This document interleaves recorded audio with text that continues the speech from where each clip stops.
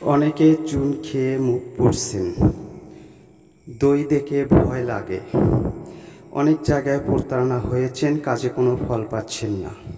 শত্রু এবং বশীকরণ সহজে করতে পারবেন।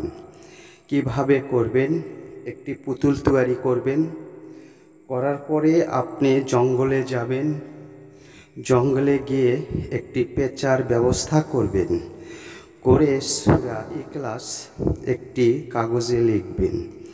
লেখার পরে ওই কাগজটি তাবিজের মতো করে পেঁচার পেয়ে বেঁধে দিবেন।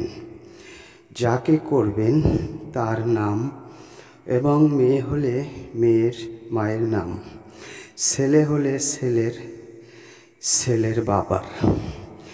অন্যায়ভাবে কখনো করবেন না, করলে বিপরীত ক্ষতি হলে চ্যালেঞ্জাই থাকবে না। অনুমতি ছাড়া কাজটি করবেন না। খুবই সহজ, গুরুত্বপূর্ণ। যেই হোক, পাওনা টাকা শত্রু ও জালেম দুশ্মন, বা শত্রু থেকে বাঁচার উপায়, বা অনেক সময় আপনারা জায়গা জমি নিয়ে ব্যস্ত থাকেন, সেগুলো মারধর করে তাকে আপনার বশীভূত করে নিতে পারবেন। যে কোনো নিয়ত করে একটি কাজ করবেন, ইনশাল্লাহ আপনার কাজে দ্রুত ফলাফল পেয়ে যাবেন। আশা করি আপনারা আর কোথাও যাওয়া লাগবে না।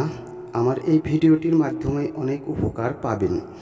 অন্যগুলোর মতো আমাকে মনে করবেন না। আমার কাজে দ্রুত ফলাফল, কোনো এতে ভুল নেই। আশা করি যদি ভালো লাগে সাথে থাকবেন।